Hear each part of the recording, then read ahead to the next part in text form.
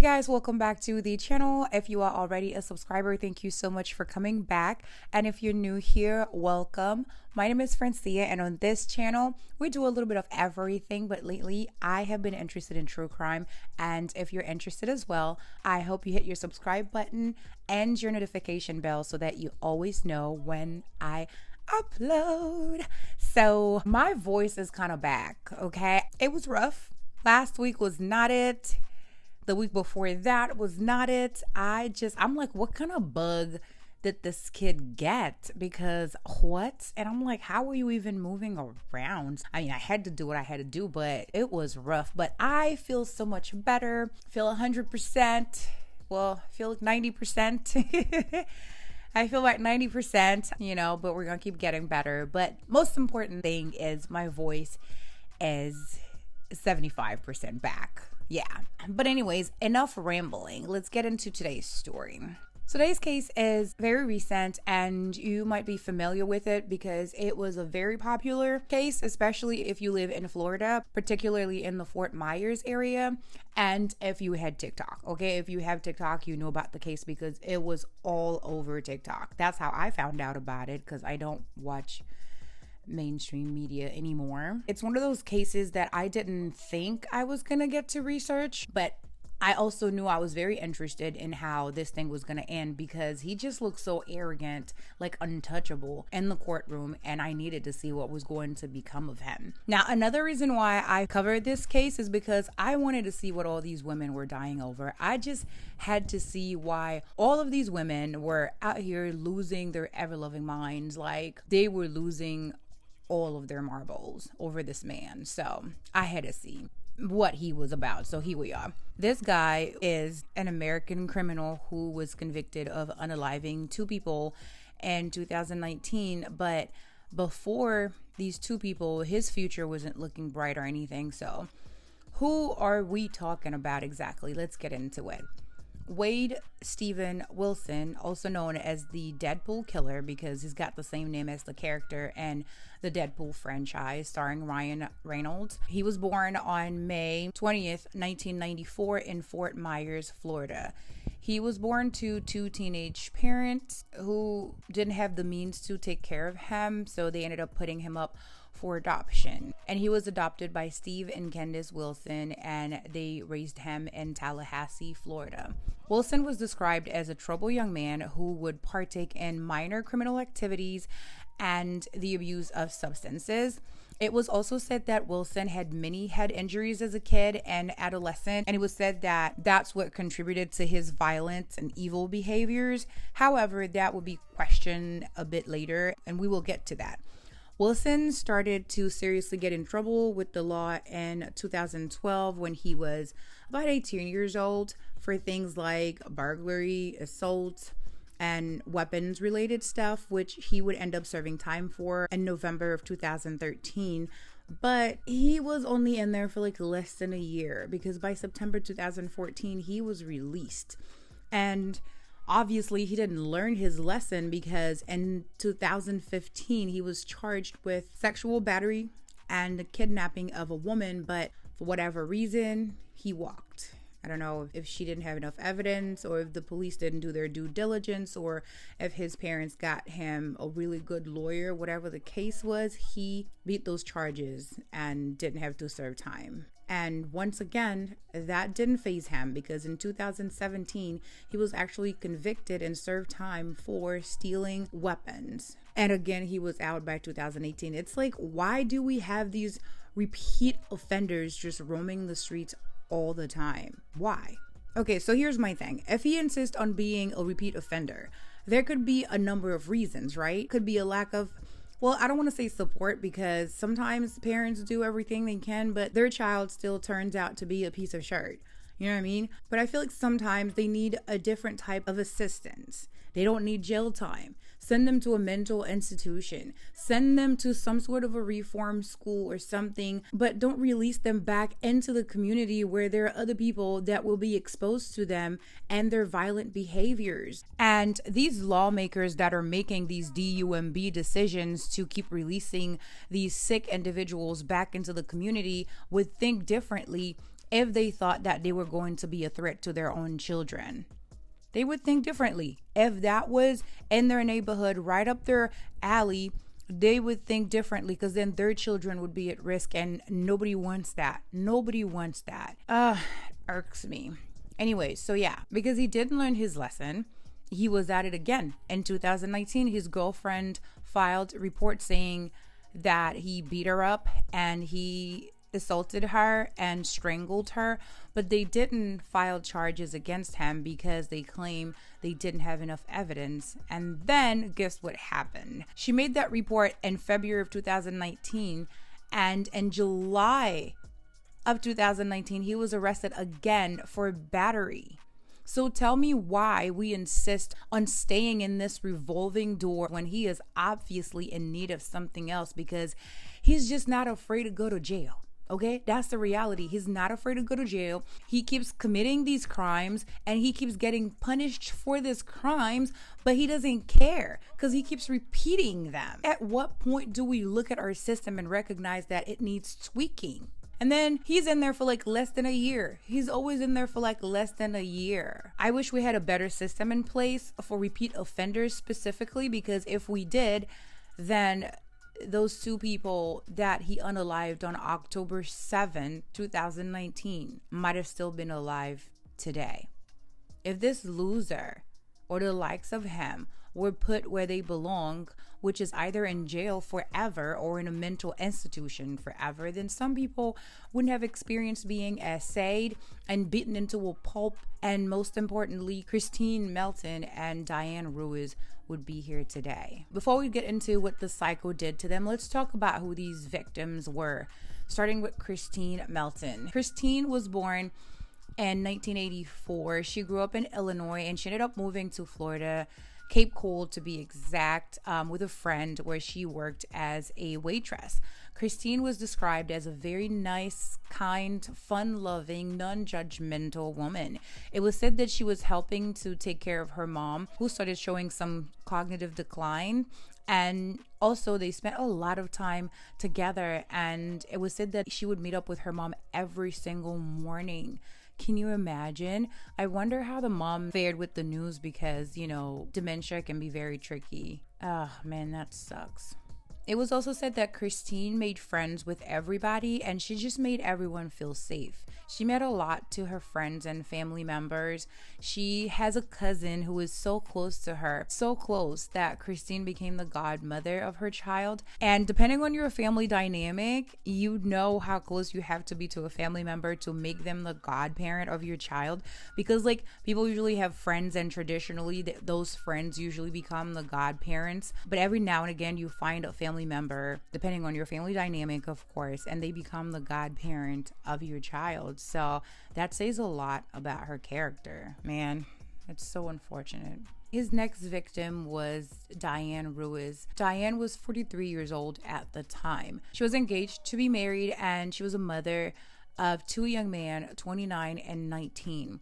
She was working as a bartender at this place called the Moose Lodge in Cape Coral. She was described by her co-workers as a wonderful person with a great personality, an infectious laugh that was really loud. You could hear her coming, and she was known to have everyone's back. Just an overall kind and caring woman. Wow. They said she had been there for a while and she had never missed a shift in 5 years. 5 years. That is amazing, which is what prompted them to act so quickly when she didn't show up for her shift. Can you imagine working 5 years and never miss a shift? That's great work ethic and character. Oh man. On October 6, 2019, Wilson and his then girlfriend, Montanez, I'm just going to call her M, okay? Because, yeah. Okay, so Wilson and his then girlfriend, M, they went to this bar called Buddha Live in Fort Myers. They were having fun, and Wilson started vibing with this guy named Jason.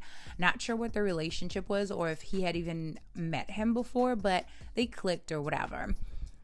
So that was that. Then 35-year-old Christine Melton was also there with her friend Stephanie. She's probably worked all week and just wanted to let her hair down. You know, she's 35, single. She's living her best life. Nothing wrong with that. Nothing wrong at all. It wasn't clear how, but somehow all of them ended up together. Christine, Stephanie, Wilson and his girlfriend, and this guy, Jason. They spent some time just talking, drinking, having fun at the club, and it was said that they stayed all the way till closing time, and then the guy Jason invited them to go over to his place. Everybody agreed to go except for M, Wilson's girlfriend. She did not want to go. She probably was like, bro, we just met these people, like we don't even know them from Adam, and you want to go to their house? It's giving sus. It's a little weird, and I ain't going. That's how I'm thinking she said it. Little did she know that these people weren't the danger. Wilson got mad though that she didn't want to go, so he just took her car and left. He just took her car and left. He left her there and just took the car. What a gentleman. They went to Jason's place and spent a few hours there, and then from there they went to Christine's apartment and hung out. It was said that there was a strong connection between Christine and Wilson, and Christine's friend Stephanie said that Christine and Wilson ended up having relations that night.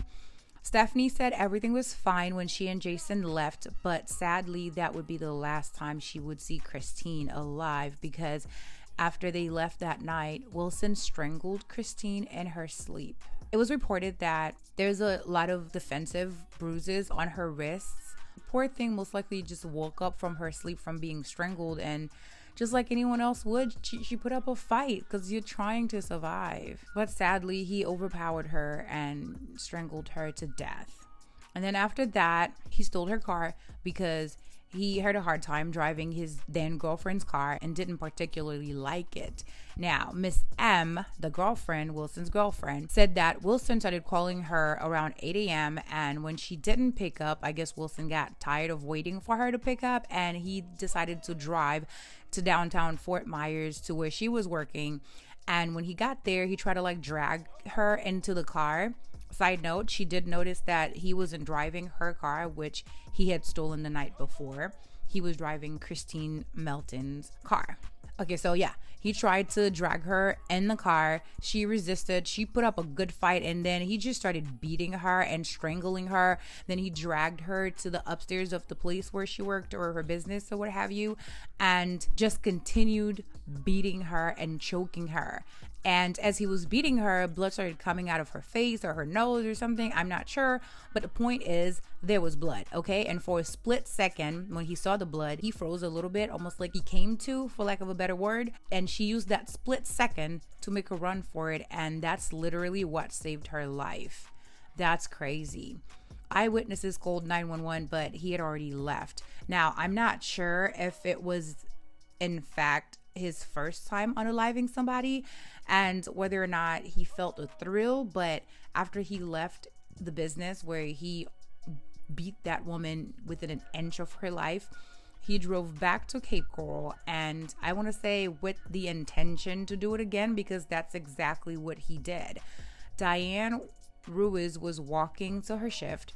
It was around 10 o'clock in the morning, or her shift started at 10 o'clock, I believe. But anyways, sometime between 9 o'clock and 10 o'clock, she was walking to her job, and Wilson asked her for directions.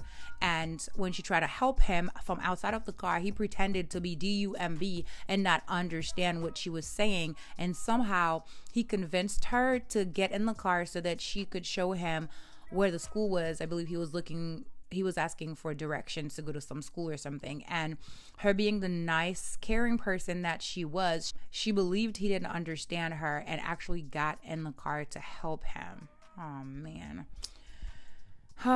Once she was in there, Wilson started beating her. She tried to get out the car, and unfortunately, she did not succeed. He beat her senseless and strangled her, and then he threw her body out the car. He just threw her body out the car. And the monster noticed that she was still moving and decided to run her over with the car several times. At least 10 times he ran her over until she became, his words, not mine, like spaghetti. Are you kidding me right now? Bro, that was way too much. That was too much, my guy. Ka komo ti moun enraje. 25 ans seulement ti garçon te gen, il a fait tout miracle sa yo. He was just 25 years old. That is crazy. I can't even. They found Christine's body in her house the morning of October 7th. And then 3 days later, they found Miss Diane's body in the woods, like behind a Sam's Club or something. They didn't have a lead yet at that point. Now, after the police got the call from eyewitnesses about him beating his ex-girlfriend in downtown Fort Myers, they did have an encounter with Wilson during which he just stopped talking to them, rolled up his window, and just left. Yeah, he was just sitting in the car chilling at a Joe's Crab Shack. They tried to talk to him. He just told them that he was waiting for his girlfriend who was inside of the Joe's Crab Shack. And I couldn't make out a lot what they were saying, but it sounded like the officer at some point in time was talking about you're not being arrested or something like that. And he just didn't like where the conversation was going, and he just left. I have to detain you. By our procedures, I have to detain you. Because of the battery this morning. There wasn't any battery? Okay. Let me see the keys to the car. Keys. Wait, we're not going to have any problems. Just give me the keys to the car. Wait.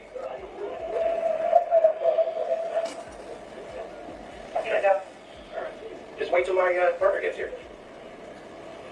L41, gonna need a couple more units. Don't go anywhere. Hey.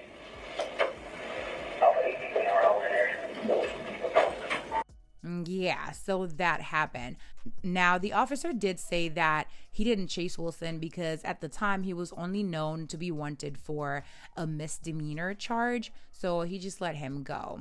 He didn't know that there was an unaliving situation involved, and I don't know if it's after he ran from the police or if it was a little bit before, but at some point in time after he offed Miss Diane, he called his biological father, told him about his little morning activities, and he didn't sound on the phone, according to his dad, like he had any remorse. I gotta give it to the dad though. He and his wife, they did call 911 and reported what Wilson had just told them. I know it sucks to say, but not everybody would have done the same thing, you know?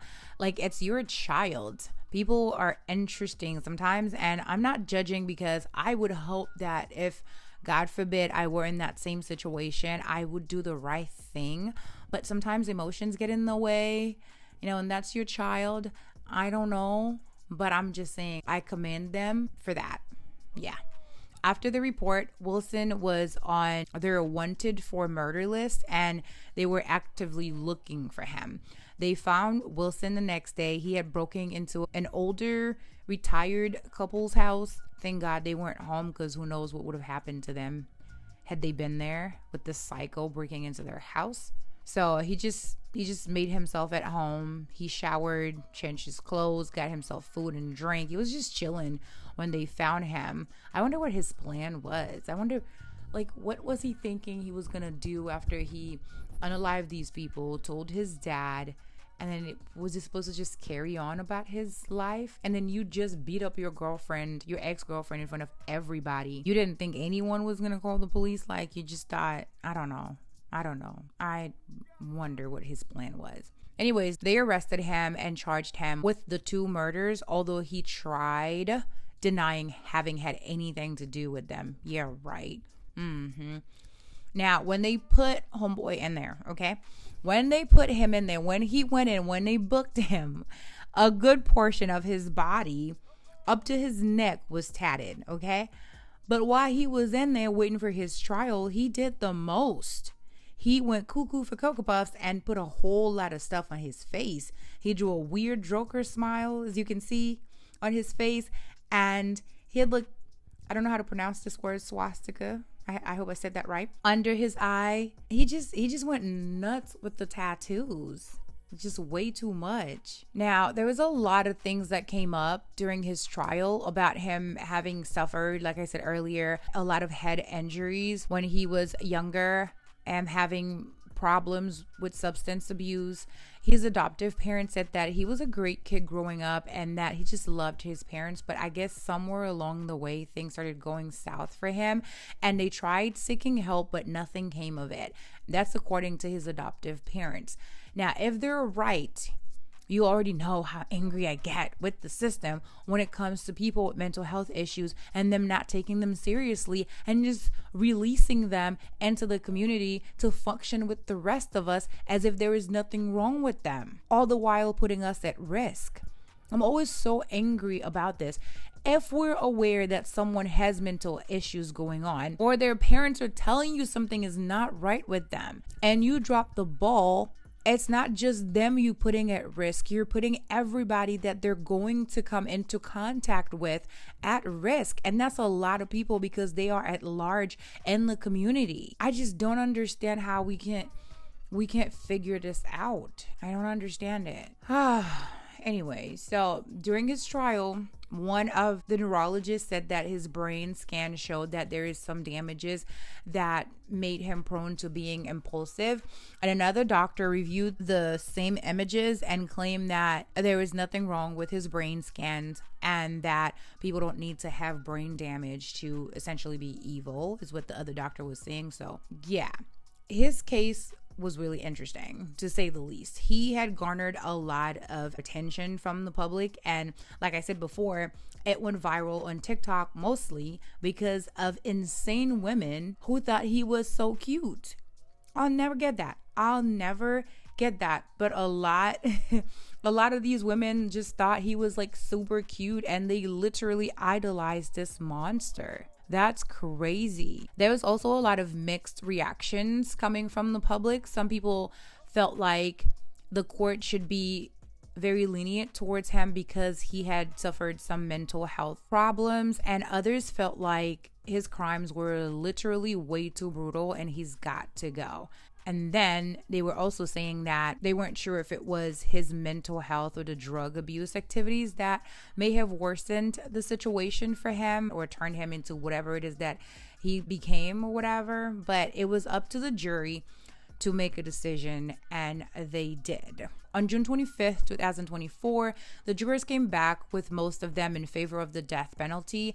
And apparently in Florida, they don't have to reach a unanimous vote type situation. They just need 8 out of the 12 of the jurors to want the same thing. So that's what happened. The majority of them voted for the death penalty. And on August 27th, 2024, Wade Wilson received 2 death sentences for the murders of Christine Melton and Diane Ruiz. I don't know exactly what it is that is wrong with this boy, but we can all agree that something is definitely wrong with this dude, because after all that he's done while he's in there waiting for his sentence to like take place or whatever, he was tampering with windows, trying to escape and like trying to plan an escape ride or whatever. And then he was charged with trafficking substances. I don't get it. He was found guilty of those charges and received another 12-year sentence to run concurrently with his 2 death sentences. Like, sir, what is the problem? What's the problem? And shortly after that, he was transferred from the Lee County Jail to Florida's death row at the Union Correctional Institution somewhere nearby the Jacksonville area. He is currently on death row awaiting his last day on this earth, but as you know, these things take time, so he'll probably be waiting for a hot little minute. I also believe that they can appeal while they wait, so he's probably going to be appealing his sentence. Who knows? I don't know. But that, ladies and gentlemen, is the story of Wade Stephen Wilson. I've done cases where it happened in Florida, way back when ago. So I'm like, okay, but this one was like very recent and it was kind of like a little close, I know he's not out there anymore, but like I was literally just down there in Fort Myers. Like literally, I have a whole bunch of cousins down there, and I believe I was down there in May. And I think he was already apprehended by then, but still, it's a little creepy to think that this happened right next door to me. But anyways, comment your thoughts below, guys. I don't know if I'm supposed to understand that they dropped the ball and all. I just feel like somebody should have listened to the parents or done a better job when the girlfriend's reports of abuse and beating and all that good stuff. They should have done something about that. Or maybe we just need to prolong jail time for people that are out here gripping and assaulting people.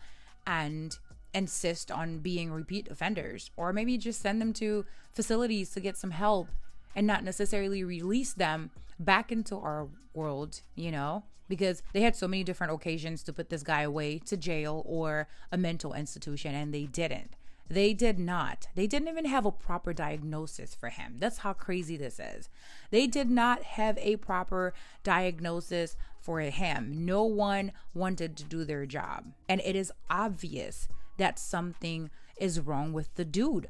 Normal people with normal functioning brains don't act like this. And like the guys say, you don't necessarily have to have a brain injury to be evil, but definitely you need to not be out here with the rest of us because you're a psycho. And another thing that irks me is that all these women out here acting like this guy was the best thing since sliced bread. Please just up your standards, please, because this is ridiculous. He's a criminal. He's a cold-blooded killer.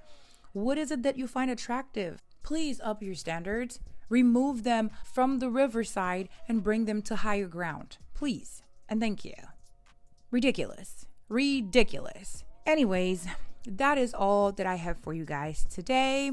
Let me know what you think down below in the comment section. As always, thank you guys so much for watching. And please don't forget to like, comment, share, and subscribe. And I will see you guys in my next one. But until then, I hope to see you in the comment section. Bye.